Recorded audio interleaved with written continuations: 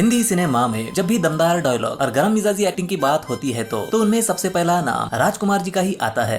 हम तुम्हें मारेंगे और जरूर मारेंगे। 60 के दशक से लेकर 90 के दशक तक अपनी बुलंद आवाज और दमदार एक्टिंग से दर्शकों के दिलों पर राज करने वाले राजकुमार जी फिल्मों में ही नहीं अपने असल जिंदगी में भी अड़ियल और सन के स्वभाव के लिए जाने जाते थे और उनकी इस अड़ियल मिजाज के शिकार कई एक्टर हुए थे, जिसकी वजह से उन्हें हिंदी फिल्म इंडस्ट्री का सबसे सन के एक्टर कहा जाता था। जिसके घर के दालान में चंदन का झाड़ होगा वहाँ तो सांपों का आना जाना लगा ही रहेगा। कहते हैं राजकुमार जी के इस अड़ियल मिजाज की वजह उनके साथ हुआ एक हादसा था, जिसके बाद वो बॉलीवुड के लोगों के दोगलेपन को पहचान गए थे और फिर उन्होंने खुद को ऐसा बना लिया था जिस कारण उन्हें हिंदी सिनेमा का सबसे सन के एक्टर कहा जाता था। क्या था ये हादसा जिसकी वजह से राजकुमार जी को हिंदी सिनेमा का सबसे सन की और अड़ियल एक्टर कहा जाता था, जानेंगे इस वीडियो में। वीडियो शुरू करने से पहले आप सभी दोस्तों से हमेशा की तरह एक रिक्वेस्ट है, चैनल को प्लीज सब्सक्राइब करें और बेल आइकन को प्रेस करना बिल्कुल भी ना भूलें ताकि आने वाली वीडियो की आप लोगों को नोटिफिकेशन मिल सके। वीडियो शुरू करते हैं, let's start. Hello cinema lover, मैं हूँ हर्ष और स्वागत है आप सभी का सिनेमा जर्नी एक्सप्लेन पर।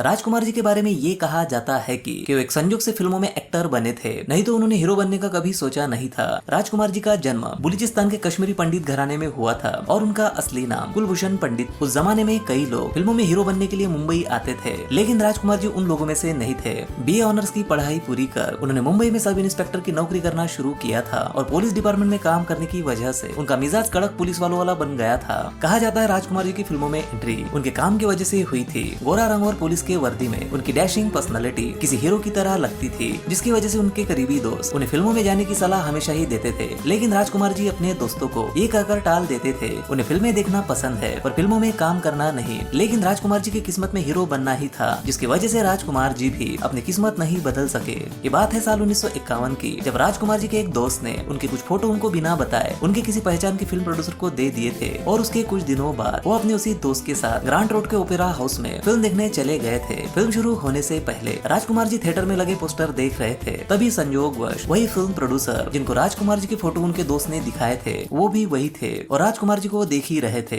राजकुमार जी का लुक और दमदार पर्सनालिटी को देखकर वो उनसे बेहद प्रभावित हुए थे। इन प्रोड्यूसर का नाम था नजम नक्की। राजकुमार जी से मिलते ही नजम नकवी जी ने उन्हें उनकी फिल्म में हीरो बनने को कहा, जिसमें उन्हें राजकुमार जी को मनाने में ज्यादा मेहनत नहीं करनी पड़ी, जिसके चलते राजकुमार जी ने भी पुलिस की नौकरी छोड़ अपनी किस्मत फिल्मों में आजमाई और साल 1952 में नजम नकवी के साथ उनकी पहली फिल्म रंगीला बनाई। रंगीला फिल्म के बाद राजकुमार जी ने अबशा और घमंड जैसी फिल्मों में मुख्य हीरो की भूमिका निभाई, लेकिन ये फिल्में उतनी नहीं चली थी, जिसकी वजह से राजकुमार जी को फिल्मों में नायक के तौर पर पहचान नहीं मिली। लेकिन साल 1955 में एक ऐसी घटना हुई जिसके चलते राजकुमार जी को एक्टर के तौर पर सभी ने नोटिस किया। जब राजकुमार जी फिल्मों में स्ट्रगल कर रहे थे तब उन्हें किसी ने ये बताया कि महमूद खान जी अपनी नई फिल्म मदर इंडिया के लिए कलाकारों का स्क्रीन टेस्ट ले रहे हैं और उन्हें नरगिस के पति शामू के किरदार के लिए किसान जैसा दिखने वाला एक्टर चाहिए। इस फिल्म में शामू का किरदार छोटा था पर नरगिस जी और महमूद खान जी हिंदी सिनेमा के बड़े नाम थे। इसी वजह से राजकुमार जी ने धोती कुर्ता और बीड़ी पीकर किसान के किरदार में महमूद खान जी को अपना स्क्रीन टेस्ट दिया था, जिसमें वो पास हो गए और नरगिस जी के पति के किरदार में चुने गए। मदर इंडिया फिल्म रिलीज होते ही बॉक्स ऑफिस पर सुपरहिट रही, जिसकी वजह से राजकुमार जी के छोटे से किरदार को भी बेहद सराहा गया। मदर इंडिया फिल्म की सफलता से राजकुमार जी बेहद खुश थे, लेकिन उनकी ये खुशी दुख में बदल गई थी। कहते हैं मदर इंडिया फिल्म की सफलता का जश्न मनाने के लिए राजकुमार जी अपनी एक दोस्त और उनकी डॉक्टर पत्नी के साथ रात 9 बजे मदर इंडिया फिल्म थिएटर में देखने गए थे और फिल्म खत्म होने के बाद जब वो घर लौट रहे थे तब उनके घर के पास एक शराबी शराब के नशे में उनके डॉक्टर दोस्त को देखकर गंदी गंदी बातें और गालियां देने लगा था। ये सुनकर राजकुमार जी ने उसे काफी समझाने की कोशिश की थी, लेकिन वो शराबी गालियां दिए जा रहा था। उसी के चलते राजकुमार जी को गुस्सा आ गया और उन्होंने अपने पुलिस वाले तेवर दिखाते हुए उस शराबी को डंडे से पीट दिया। मार खाकर वो शराबी तब तो वहाँ से चला गया, लेकिन दूसरे दिन राजकुमार जी को ये पता चला उस शराबी की मौत हो गई और पैसों के लिए उस शराबी की बीवी ने राजकुमार जी पर उसके खून का इल्जाम लगाया और इस आरोप की वजह से राजकुमार जी को जेल जाना पड़ा। गलती से किया अपराध, जेल में बिताए दिन और डूबते करियर की वजह से राजकुमार जी की सोच धीरे धीरे नकारात्मक हो गई और उसमें पेट्रोल छिड़कने का काम बॉलीवुड के लोगों ने किया। जब राजकुमार जी जेल में थे तब चेतन आनंद के अलावा फिल्म इंडस्ट्री से उनसे कोई मिलने नहीं आया था। यहाँ तक उन्होंने साइन की फिल्मों से भी उन्हें बाहर कर दिया था, जिसकी वजह से राजकुमार जी को बॉलीवुड का दोगलापन समझ में आ गया था और इसी कारण वो बॉलीवुड के सभी लोगों से नफरत करने लगे थे।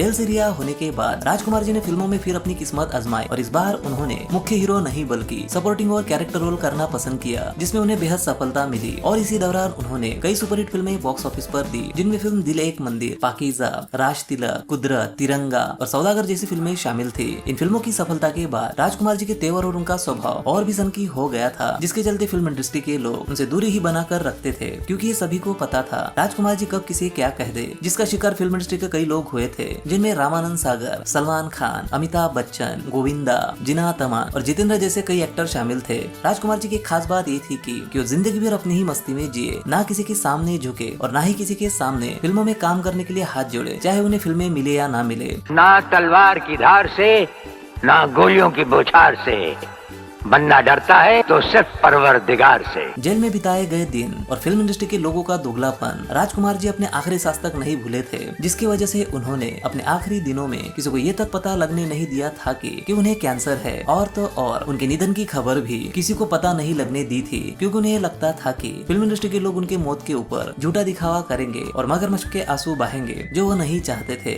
राजकुमार जी का निधन 3 जुलाई साल 1996 को गले के कैंसर की वजह से हुआ था और उनकी आखिरी release film God and gun थी।